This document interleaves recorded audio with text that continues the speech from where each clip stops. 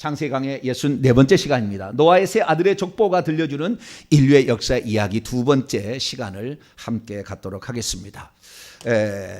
인류의 역사는 아담으로부터 한 사람으로부터 시작이 됩니다. 한 사람으로부터 시작돼요. 동물들은 동시에 존재한 것 같아요. 동시에. 근데 사람은 아담과 하와만 만들었어요. 그래서 거기에서 나왔습니다. 그래서 가인, 아벨, 셋 이렇게 나왔고요. 그 다음에 쭉쭉쭉 세대 후손으로 쭉 나오는데요.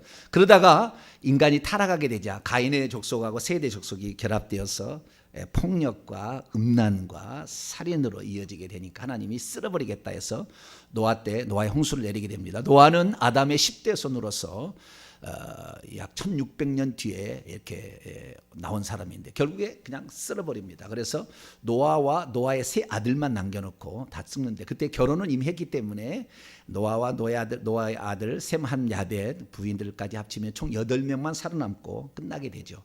그래서 인류의 두 번째 역사는 노아의 자식으로 시작이 되는데 노아는 홍수 후에는 자식을 낳지 않아요. 그래서 셈과 함과 야벳이 결국에 오늘날 인류의 조상이죠. 그렇죠. 아담 맞기는 맞는데 실제적으로는 셈의 후에 그 다음에 함의 후에 야벳의 후에 이렇게 될 수밖에 없습니다. 우리나라는 셈의 후의 계열입니다. 이것은 여러 가지 역사적 정황과 이걸 봤어서 거의 맞을 거예요. 그래서 셈의 후예고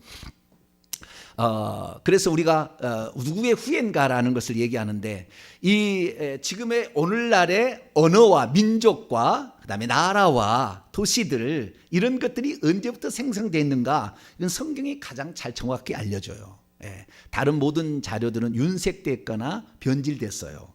어느 모티브만 함께 있고 나머지는 막 바꿔져요. 그런데 성경은 하나님의 명예를 걸고 썼기 때문에 이것은 어떻게 이게 틀릴 리가 없어요. 그래서 이것을 통해서 알아가는데 인류가 어떻게 우리가 종족으로 따진다면 종으로 따진다면 황인종, 백인종, 흑인종인데 이런 것이 어떻게 되었는가가 여기 나와 있는 거죠. 창세기 10장이 바로 인류가 황인종, 백인종, 흑인종이었다라는 것을 말해주는 겁니다. 이 사실 자체가 오늘날에는 흑인종이라는 말을 하면 비하적인 용어로 들린답니다. 그렇기 때문에 그걸 쓰게 되면은 좀 안 좋은가 봐요. 그런데 어떻게 써야 될지는 모르겠어요. 그것을 어떻게 써야 되죠? 대체 용어가 있어야 되는데 옛날에는 문둥병 하면은 이게 안 좋다고 해서 한센시병으로 막 바꿨다가 나중에 뭐라고 하죠? 문둥병 안 하고 나병이라고 얘기하잖아요. 그런 식으로 이제 바꿨잖아요. 소경했다가 시각장애인으로 이렇게 바꾸고. 근데 흑인종을 뭐라고 바꿨는지 잘 모르겠네요. 저도. 그래서 좌우지간 그것이 좀 좋지 않은 표현이다 이렇게 사람들이 생각하는 모양인데 어쨌든 성경에 우리가 가르쳐준 대로 얘기를 하니까요. 그래서 우리가 이런 그 인류의 분산이 어떻게 이루어졌는지 그래서 어떻게 종족으로 나눠졌고 도시를 형성하고 국가를 형성해서 오늘에 왔는지의 그 시초를 창세기 10장에서 우리에게 얘기해 준다는 거예요. 그래서 이 창세기 10장을 통하여 우리가 알 수 있는 몇 가지 사실들 인류 역사의 그 시작과 그 출발과 그것이 어떻게 되었는지를 우리가 지금 살펴보는 가운데 있습니다. 그래서 노아가 셈과 함과 야벳을 낳았는데 지금까지 여러분은 잘 못 들어보셨겠지만 우리 개혁성경은 셈이 첫째 아들이고 함이 둘째 아들이고 셋째 아들이 야벳이라고 알고 있어요. 그런데 실제적으로 원문을 들어가게 되면 아닐 가능성도 있어요. 어떻게 수식을 하느냐에 따라서 틀리게 되는데 야벳이 첫째일 수가 있고 그 다음에 셈이 막내일 수도 있습니다. 그럴 수도 있어요. 그러니까 둘이 바뀔 수도 있고요. 뿐만 아니라 함이 막내라고 또 할 수도 있는 여러 가지 좀 애매모호한 것들이 있어요. 그래서 정확히 셈이 장자다 이렇게 말하지는 않았거든요. 말하지는 않았기 때문에 셈이 장자인지 아닌지를 모르지만 영적인 계보를 통하여서는 장자다. 그렇게 아시면 되겠습니다. 그래서 장자라고 표현하면 장자예요. 자, 창세기 10장을 보겠습니다. 가나안은 장자를 낳았는데 15절을 보게 되면 가나안은 장자 시돈을 낳았고 그 시돈은 뭐예요? 맏아들 장자로 돼 있다고요. 그런데 이 노아의 세 아들 셈과 함과 야벳이 나오는데 6번에 걸쳐서 그런 말이 계속 나오게 해요. 셈과 함과 야벳을 낳았다는 말이 계속 나오는데 한 번도 바뀐 적은 없어요. 셈과 함과 야벳의 순서는 바뀐 적은 없으나 셈이 장자라는 말은 나오지 않습니다. 그런데 오늘 그 성경 말씀 가운데에 21절을 한번 보세요. 창세기 10장 21절을 보면 셈은 에벨 온 자손의 조상이요 야벳의 형이라. 우리가 왜 셈을 장자로 보느냐? 함은 둘째라고 생각하고 있고, 그러니까 또 야벳의 형은 누구다? 셈이다. 그러니까 어떻게 생각하는 거예요? 당연히 셈이 장자다. 그 다음에 셈이 가장 먼저 쓰였기 때문에 장자다. 그렇게 생각할 수 있어요. 저도 거기에 동의하고, 저도 셈이 장자라고 저도 생각하는 쪽에 생각합니다. 저는 생각을 하는데, 왜냐하면 모든 지금 창세기 10장에 기록되어 있는 것들의 기록을 보게 되면 장자가 아닌 사람을 앞세우지는 않아요. 다 보면은 장자를 다 앞세우고 있지. 그러니까 셈이 장자일 확률은 있으나 21절의 말씀을 보면 야벳의 형이라 이렇게 얘기하지 않고요. 다르게도 해석할 수가 있어요. 그러니까 야벳의 동생이라 이렇게 얘기할 수도 있습니다. 이렇게도 얘기할 수 있어요. 그 히브리 원문을 보게 되면. 그래서 이것이 맞을지 안 맞을지는 모르겠지만 그게 중요한 건 아니고 좌우지간 셈과 함과 야벳으로서 이렇게 종족이 흩어졌다라는 겁니다. 그래서 오늘 아침에는 제가 야벳의 후예들에 대해서 쭉 한번 얘기를 했고요. 그 다음에 함의 후예들을 좀 하다가 중단되었습니다. 그래서 오늘 시간에는 함의 후예들을 좀 살펴보고 그 다음에 셈의 후예들, 후손들을 좀 이렇게 살펴봄으로써 인류의 역사가 장차 어떻게 흘러갈 것이며 어떻게 마무리될 것인가, 이 역사가 그대로 얘기해 줍니다. 역사가 어쩌면 예표이고 어쩌면 모델이에요. 그래서 이걸 과정을 통하여 앞으로 인류 역사가 어떻게 펼쳐나갈 것인가, 이런 부분에 관하여 좀 더 생각해보고 마무리는 어떻게 될 것인가, 이 부분까지 한번 살펴보도록 하겠습니다. 우선은 노아의 후손을 보게 되면 노아의 적통은 셈입니다. 셈이라고 돼 있으니까. 그래서 셈이 적통으로 내려가고요. 그 다음에 함과 야벳이 있습니다. 그런데 어떻게 노아가 어떻게 흑인도 낳을 수가 있고, 함은 흑인이라고 말할 수는 없어요. 타다, 그 다음에 뜨겁다라는 뜻입니다. 함이라는 게. 그렇기 때문에 뜨거운 곳에 있다 보니까 나중에 타져서 흑인이 되겠지. 그러면 뜨거운 곳에 있는 사람은 다 타져서 흑인 돼야 되거든요. 지금도 남아프리카 공화국은 뜨거워도 백인이 들어가서 살았으면 지금도 계속 백인이지, 그게 뜨거운 데 산다고 해서 백인이 흑인 되지 않아요. 유전자로 결정되는 거지. 아시겠죠? 무슨 용불용설이 아닙니다. 기린이 그냥 막 위에 있는 걸 따먹으려고 하다가 목이 길어져서 기린이 된 게 아니라고. 처음부터 기린은 그렇게 만들었지. 아시겠죠? 용불용설 아닙니다. 다 그 거짓말입니다.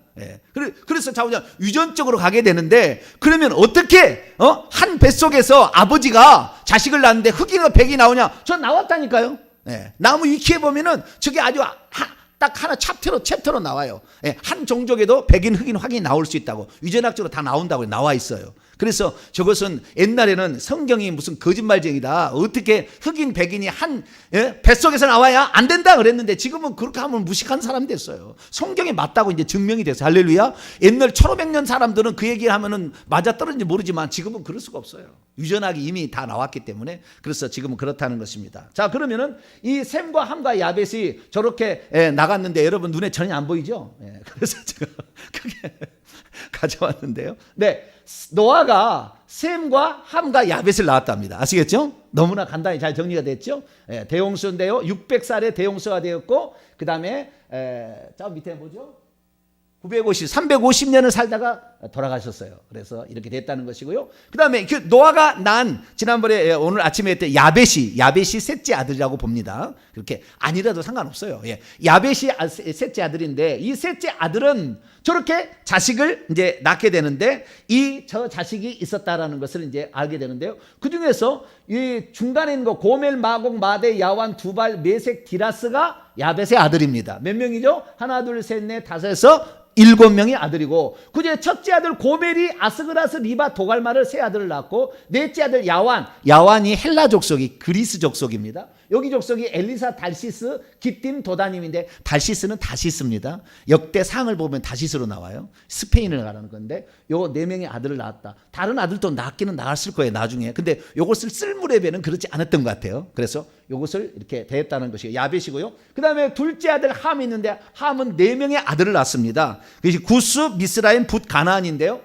구스, 미스라임, 붓은 나라 이름이 되고, 이 아들의 이름이 나라 이름이 되고, 가나안은 종족의 이름이 됩니다. 가나안 족속의 이름이 되는 거죠. 그래서 구스는 이디오피아, 오늘날 이디오피아 북부나 중북부에 그 나라가 있죠. 그다음 미스라임은 이집트의 옛말입니다. 이집트의 옛말. 그래서 미스라임인데요.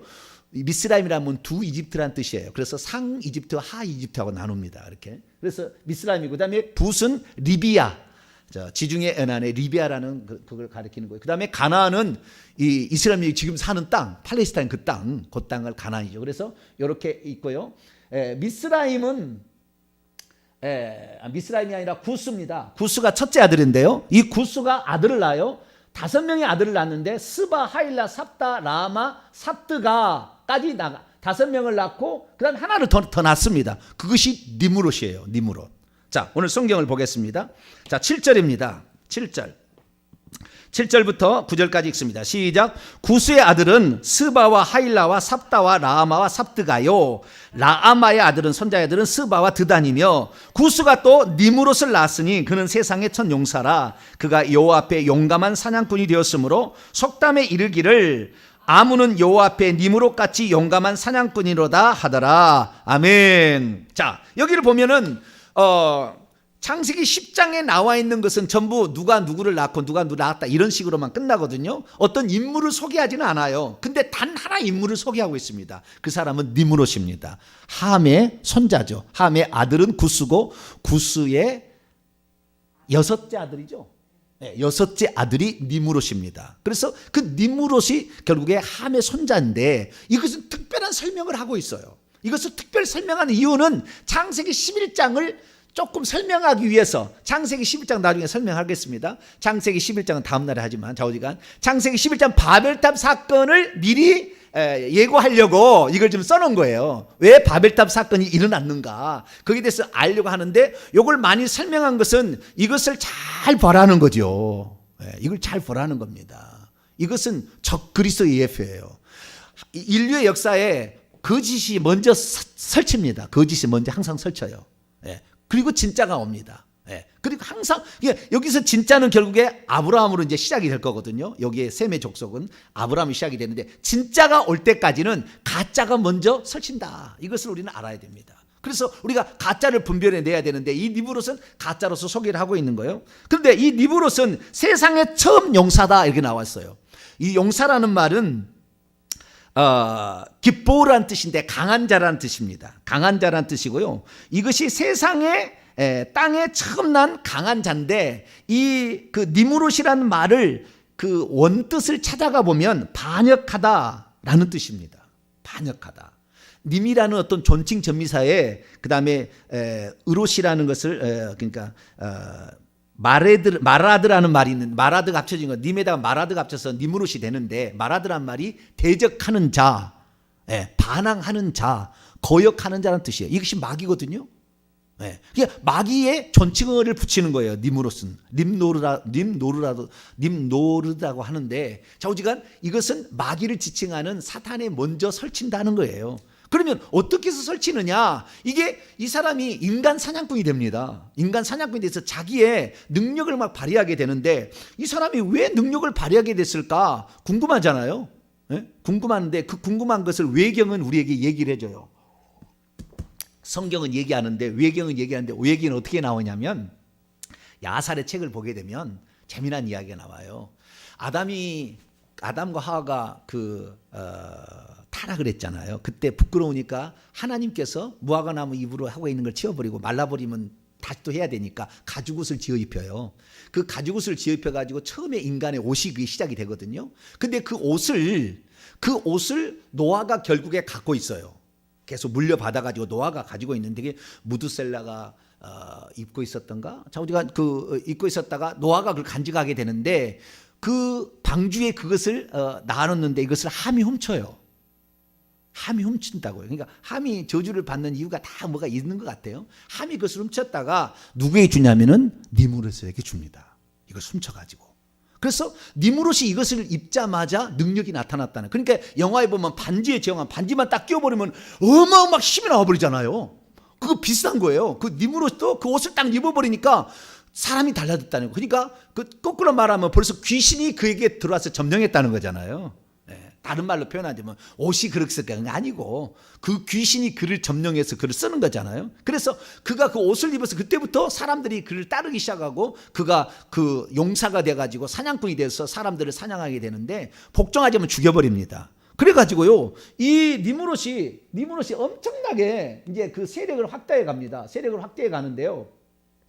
저게 지금 저 위쪽에 노란색이 야벳 족속이 사는 땅을 일으키는 거예요. 야벳 족속 아시아까지 이렇게 하도 유럽까지 이제 펼쳐 나가는 겁니다. 이게 야벳 족속의 양쪽으로 이렇게 갑니다. 근데 양쪽으로 아시아를 가는 것은 야벳 족속만 가는 게 아니라 세 족속이 다 갑니다. 이쪽으로 다 세 족속이 다. 이쪽은 땅이 정해진 게 아니니까 이쪽은 가는 건데요. 유럽은 야벳이 확실히 갑니다. 유럽은 가고요. 그 다음에 셈 족속은 아라비아 반도 그쪽에 이제 셈 족속이 사는 거예요. 노란색으로 표시된 거. 그 다음에 보라색으로 칠해진 함 족속이 그렇게 사는 거예요. 그런데 니므롯은 어디에서 이 사람이 시작을 하냐면 셈 족속에 저 페르시아만 중간에 있는 바다에 페르시아만 그 페르시아만에 지금 화살표가 있는 게 있잖아요. 화살표가 세계 화살표가 있는 지금 그 지점에서 니므롯이 시작해요. 자, 성경을 봅니다. 10절 봅니다. 니므롯의 나라는 니므롯의 왕국입니다. 왕국. 왕이 되어서 다스린 거예요. 10절부터 12절까지 읽습니다. 시작. 그의 왕국은 시날 땅의 바벨과 에렉과 악각과 갈레에서 시작되었으며 그가 그 땅에서 아수르로 나아가 니느웨와 르호보딜과 갈라와 및 니느웨와 갈라 사이에 레센을 건설하였으니 이는 큰 성읍이라. 큰 성읍을 건설하는데 셈 족속에 저 가장 중요한 티그리스 강과 유브라데 강 끄트머리에 위치한 시날 땅, 이 시날 땅에 갈대아 우르입니다. 이 시날 땅에 바벨탑을 세워. 여기 바벨이라는 말이 나와요. 그래서 이것을 설명하려고 지금 앞에 특별히 니므롯을 많이 설명하고 있는 거예요. 그래서 이 바벨과 에렉과 아카드, 우리 아카드 언어 아시죠? 아카드 언어.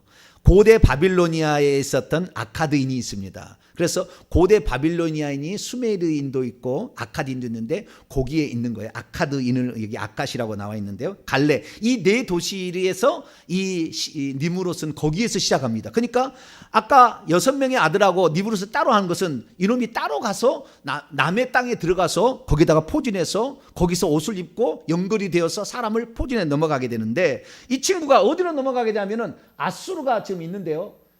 저 그 한 번에 저 우측으로 올라가면 아수르입니다. 저 배같이 생긴 데가 아수르거든요. 그 지역에 가서 아수르라는 대제국을 건설을 해. 그러니까 아수르는 원래 누구의 땅에 있느냐? 누구의 땅이냐면 아수르는 셈의 둘째 아들이에요. 아수르가 셈의 족속이라고요. 그러니까 북이스라엘을 멸망시킨 아수르 살마네스를 멸망시킨 데 원래 셈 족속입니다. 그런데 셈 족속이 아수르가 둘째 아들이었는데 이 셈 족속의 땅을 니므롯이 들어가서 쳐서 자기 땅으로 만들었어요. 그러니까 그때 아수르 족속이 북이스라엘 칠 때는 니므롯 족속입니다. 함 족속이 친 거예요. 실제는 원래는 거기가 하나님께서 셈의 족속의 땅으로 주셨지만 니므롯이 쳐들어가서 아수르로 들어가서 대제국을 건설하게 되고 새 성을 더 만들어요. 그 옆에다가 아수르의 수도가 니느웨예요. 니느웨. 그 니느웨를 만들고요. 르호보딜 갈라 레센이라는 또 위성 도시를 만들어 가지고 대제국을 형성하는 고대의 처음 연결이다. 고대의 처음 큰 용사였다고 말해주고 있죠. 그래서 이것은 대표적인 이제 적그리스도고요. 이 니므롯이 결국에 세미라미스와 결혼해가지고 담무스라는 자식을 낳게 되는데 이것이 세상에 이 그 가짜 삼위일체를 만들게 되고 여신을 만들게 되고 거기에 아들이 있는 그래서 모든 종교의 여자가 아기를 품고 있는 사진으로 나가는 지금 천주가 비슷한 것은 다 여기서 나와요. 이것은 제가 11장에 가서 이제 얘기를 하겠습니다. 그래서 모든 종교의 가짜 종교 그 다음에 폭력으로 사람을 지배하는 거 이 모든 것들이 다 여기서 나옵니다. 그래서 하나님 여기를 특별히 지정해 놨다. 그래서 악이 먼저 설친다는 걸 우리는 잘 알아야 되고 그러나 악은 반드시 심판한다는 거. 심판하는 것이 그렇게 바벨탑 사건을 일으켜서 자중질환으로 멸망케 만드는 거예요. 그래서 하나님께서 내려와서 끝낸다는 것은 재림으로 통하여서 적그리스도를 없앤다 그거예요. 그것이 바로 바벨탑 사건의 인류 역사 한 달 토막이 끝나는 겁니다. 그래서 그렇게 나간다는 거 아시고요. 자, 그다음 미스라임인데요. 함의 자식의 둘째 아들은 미스라입니다. 미스라임이 이집트인데요. 이집트는 자 보겠습니다. 13절로 14절입니다. 자, 미스라임은 이렇게 있다라고 나와 있습니다. 시작. 미스라임은 루딤과 아나밈과 르하빔과 납두힘과 바슬루심과 가슬루임과 갑도림 이게 나왔는데 7명의 자식을 낳았죠. 그 중에서 가슬루임에서 누가 나와요? 블레셋 족속이 나오는 거예요. 블레셋 족속은 함 족속입니다. 그러니까 이스라엘 민족을 가장 괴롭힌 지중해 나라의 지금 팔레스타인 가자 그쪽 지방에 이쪽 지중해 하나에 붙어 있는 거기가 상당히 그 땅이 좋거든요. 농사가 잘 되는 거거든요. 그래서 철기 문화 뭐 문화가 발달했잖아요. 근데 여기가 블레셋 족속이 함 족속이 와서 차지한 땅이라 계속 함 족속이 와서 치는 거예요. 블레셋을 이스라엘 치고 나중에는 아수르도 함 족속에서 쳐서 북이스라엘을 먹는 것이고요. 예, 먹는 것입니다. 바벨론도 마찬가지입니다. 바벨론도 처음에는 누구의 땅이었냐면은 셈 족속의 땅입니다. 셈 족속의 땅이요. 갈대아 우르 땅이 셈 족속의 땅인데 아르박삿이 있습니다. 이 아르박삿의 원래 땅이 갈대아 우르입니다. 갈대아 우르인데 누가요 지배한다고요? 니무롯이 쳐들어가서 지배하는 거 그쪽을 지배하는 거예요. 집에서 차지해서 결국에 바벨론 세력을 만듭니다. 그러니까 바벨론 세력은 셈 족속과 함 족속이 결합된 땅이에요. 결합된 땅이에요. 결합된 땅. 이 족속이 바로 그래서 나중에 섞어 살아버린데 거기서 하나님이 불러내는 거예요. 너는 함 족속과 같이 살지 마라. 그것이 아브라함의 이야기입니다. 너는 갈대아 우르를 떠나라. 함 족속의 땅에서 그만 살고 그 땅은 원래 너에게 땅이었으나 이제 너의 땅을 빼앗겼으니 너는 거기서 나와서 새로운 내가 땅을 가나안 땅을 너에게 주겠다.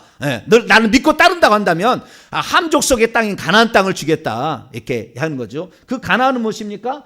함의 넷째 아들이죠. 넷째 아들. 그 넷째 아들이 가나안이 범죄를 했잖아요. 그렇기 때문에 그 벌로서 너는 땅을 잃게 된다라고 얘기한 거죠. 그래서 결국에 가나안 땅을 주게 된 것입니다. 붓이라는 것은 리비아를 말한다겠죠. 이렇게 얘기를 해서 그래서 이제 함 족속의 땅이 지나가고요. 그 다음에 가나안 족속 갑니다. 15절에서 20절까지 봅니다. 15절 20절 시작. 가나안은 장자 시돈과 헷을 낳고 또 여부수 족속과 아모리 족속과 기르가스 족속과 휘 족속과 알가 족속과 신 족속과 아루아 족속과 스말 족속과 하맛 족속을 낳았더니 이후로 가나안 자손의 족속이 흩어져 나아갔더라. 가나안의 경계는 시돈에서부터 그랄을 지나 가사까지와 소돔과 고모라와 아드마 스보임을 지나 라사까지였더라. 이들은 함의 자손이라 각기 족속과 언어와 지방과 나라대로였더라. 아멘. 가나안 족속이 있게 되는데 이 가나안 족속은 좀 다르게 보겠습니다. 봅시다. 야벳 족속 여기는 함의 족속이니까 가나안 족속입니다. 저 가나안 족속은 저 중간에 내가 눈이 안 보이는데 몇 번인데 4번, 12번 보이나요? 눈이 좋으신다 보는데, 저 지중해 우측에 두 개가 있는데 거기가 그 가나안 족속의 땅입니다. 이 가나안 족속은 11명의 족속이 나와서 나중에는 여호수아가 정복할 때 7족속만 거기 남아 있죠. 7족속을 접속하게 되는데 여기 처음에 나갈 때는 시돈, 우리 시돈 땅, 엣발 누구죠? 아합 왕이 생각나잖아요. 그게 다 누구 족속이라 함 족속입니다. 함 족속. 그래서 시돈, 페니키아를 가리키는 페니키아 옛날에 시돈 족속. 그다음에 헷 족속. 우리야 장군이 헷 족속이었잖아요. 그다음에 이 족속들이 있는데 여기에 나왔다는 거 살펴봅니다. 그다음에 셈으로 넘어가도록 하겠습니다. 자, 셈으로 넘어가는데 셈 족속은 어떻게 되느냐? 21절 우리가 했고요. 22절 봅니다. 22절부터 25절까지 보겠습니다. 시작. 셈의 아들은 엘람과 아수르와 아르박삿과 룻과 아람이요 5명의 아들에다가 아람의 아들은 우스과 훌과 게델과 마스며 아르박삿은 셀라를 낳고 셀라는 에벨을 낳고 에벨은 두 아들을 낳고 하나 이름을 벨렉이라 하였으니 그때 세상이 나뉘었으므로 벨렉의 아우의 이름은 역단이며 역단까지 보겠습니다. 자, 보게 되면은 셈은 몇 명의 아들을 낳게 되느냐? 셈은 5명의 아들을 낳게 되는 거죠. 엘람, 아수르, 아르박삿, 룻, 아람이라는 5명의 아들을 낳게 되는데 그 중에서 셋째 아들이 아르박삿입니다. 메시아의 계보는 아르박삿으로 나오는데 갈대아 우르를 기업으로 처음에는 거기 가서 살았어요. 거기서 살았는데 아르박삿이 결국에 니브롯의 그 땅을 빼앗기게 됩니다. 그래서 좌우지간 핍박을 믿는 성도들이 핍박을 받아서 쭈그러들어. 처음에는 예수 믿으면은요 그렇게 힘들어요. 우리 가족에서 빼버리겠다 막 핍박하고 인연아 죄송합니다. 그게 하는 게 아닌데 가끔가다 제가 실수를 할 때가 있어가지고 그러지 말아야 되는데 가지가랑이를 어떻게 찢어버린다 그러고 막 못 나가게 막 일단 그랬다니까요. 내가 지금 나는 사실을 얘기하려고 그런 것뿐이에요. 뭐 좌우지간 그렇게 핍박을 해. 그래 너무 쭈그러들어 그냥 쭈그러들어 그냥 셀라의 에벨까지 쭈그러들어. 에벨이라는 것은 강을 건넌 자예요. 건너간 자라는 뜻입니다. 얼마나 핍박을 했는지 도망간 거 어디 도망간 것 같아요. 에벨이라는 말이 여기 에벨 온 자손의 조상이라 했잖아요. 셈은. 근데 쫓겨났어. 거기에서 갈대아 우르에서 어디로 쫓겨난 거예요. 예. 그래 에벨이 쫓겨났다. 그래서 에벨이라는 뜻은 저쪽 넘어지어. 그다음에 뭐 건너간 자 막 이런 뜻이에요. 아주 쭈그러들어 버렸어요. 그래가지고 이게 없어질 것 같으나 하나님께서는 그래도 믿음을 가지고 있는 것을 귀히 보십니다. 할렐루야. 우리가 예수 믿고 그냥 너무 힘들어 쭈그러들어서 우리가 죽을 것 같아도 절대 안 죽어. 할렐루야. 하나님은 그 믿음을 가지고 있으면 살려주십니다. 그래서 나중에 아브라함의 사람을 만들어서 위대한 역사를 이루시는 거예요. 그래서 에벨 때 그랬는데요. 저기 보게 되면은 셀라가 에벨을 낳고 에벨 때 두 아들을 낳아요. 에벨의 족속인데 벨렉과 욕단인데 벨렉이 메시아의 조상이 되는 것이고 욕단이 곁가지로 떨어져 나갑니다. 욕단이란 뜻은 뭐냐면은 왜소하다 작다 그런 뜻이에요. 왜소하다 작다 뜻입니다. 그리고 벨렉이란 말은 그때 나뉘었다라는 말로 나뉘어졌다 분리했다라는 뜻입니다. 그래서 벨렉 때 그때에 벨렉을 낳았는데 그의 날에 세상이 그 땅이 나뉘어졌다 이렇게 얘기합니다. 땅이 나뉘어졌다. 그래서 이것이 바로 땅이 나뉘어졌다는 것이 두 가지 의미가 있는데요. 땅이 나뉘어졌다고 함으로 땅이 이제 완전히 이렇게 분리가 되었다 이렇게 얘기할 수도 있어요. 그래서 그 족속들이 완전히 나누어졌다 이렇게 말할 수도 있고 그때 저는 거기까지 추정합니다. 그때에 많은 그 땅들이 윤기가 되고 이렇게 일어났던 것 같아요. 그래서 상전벽해라는 말이 있어요. 상전벽해 뽕나무 밭이 푸른 바다가 되었다. 황해가 옛날에는 뽕나무 밭이었습니다. 옛날에 고조선들은 이 비단을 입고 옷을 살았어요. 뽕나무로 만든 누에꽃으로. 그래서 그 중국의 그 오른쪽에 해당되는 그쪽하고 우리나라하고 붙어 있었어요. 다. 그래서 다 여기가 뽕나무를 치는 그래서 전라도 쪽에 뽕나무를 치잖아요. 이쪽 백제 쪽에가 옛날에 연결돼 있어 중국하고. 그러다가 그때에 아마 밑으로 깔아앉고 올라오는 바람에 바다가 됐어요. 그래서 뽕나무 밭이 바다가 되었다는 말이 그때부터 나온 수거라고 알려져 있어요. 이것이 고대 정보에 나와요. 그래서 이런 일이 있었던 거죠. 땅도 이렇게 막 이상하게 되었고 뿐만 아니라 언어가 혼잡하는 바벨탑 사건이 벨렉 때 있었던 거예요. 벨렉의 사건이에요. 이 창세기 11장의 사건은 벨렉 때 갈리게 되는데 그때 욕단의 둘째 아들이 이제 흩어지니까 이삭과 에서가 이렇게 나눠지듯이 이렇게 나눠집니다. 이삭과 이스마엘과 에서와 야곱이 나눠지듯이 나눠지게 돼서 욕단이 이동을 하게 되는데 아까 얘기했듯이 저 아시아 지역 있잖아요. 아시아 지역으로 욕단족이 이동을 합니다. 욕단족은 저 셈이라는 족속이 사는 땅이 이제 욕단족인데 자 욕단족을 봅니다. 26절에서 30절까지 보겠습니다. 26절 30절 시작. 욕단은 알모닥과 셀렙과 하살마역과 예라와 하도람과 우살과 디글라와 오발과 아비마엘과 스바와 그 다음에 오빌과 하일라와 요답을 낳았으니 이들은 다 욕단의 아들이며 이 욕단의 아들 중에서 우리가 여기에서 우리가 알 수 있는 이름은 오빌의 금 들어보셨죠? 다윗 왕 때 솔로몬 왕 때 오빌의 금이라는데 오빌이라는 것은 저 페르시아만 셈의 위쪽에 바다의 그 꼭지점 안에 거기가 오빌이라는 지역입니다. 오빌. 그 오빌의 그 항구의 항구. 그 꼭지점. 그게 항구고요. 스바라는 것은 아라비아 반도의 맨 남단. 거기를 스바예요. 스바의 여왕 나오죠. 그래서 스바의 여왕은 어떤 애요? 스바의 여왕. 이디오피아는 함 족속이지만 스바는 셈 족속이에요. 스바의 여왕이 셈 족속이라고요. 나중에 이게 교류가 일어나서 섞어졌지만 좌우지간 셈 족속인데 그래서 요 변두리 아라비아 반도 이렇게 아라비아 한동안 못 살고 이렇게 해안변을 따라서 이렇게 이 족속들이 이제 사는데 이때 욕단 족속이 살다가 욕단 족속의 일부가 바벨탑 사건을 통하여서 셈 족속과 그 다음에 함 족속이 합쳐져 있었지 않습니까? 그러다가 점점 셈 족속이 물러가는 편이었고 그때 이제 아브라함을 뽑아내서 이제 거기 갈대아우로부터 시작을 했는데 그때 셈 족속의 일부가 욕단 자손이었으니까 욕단 자손이 이 아시아로 이동을 합니다. 아시아로. 그래서 이 아시아로 이동해가지고 결국에 나라를 세워서 대한민국까지 된 거예요. 동이족이 나온 것이고요.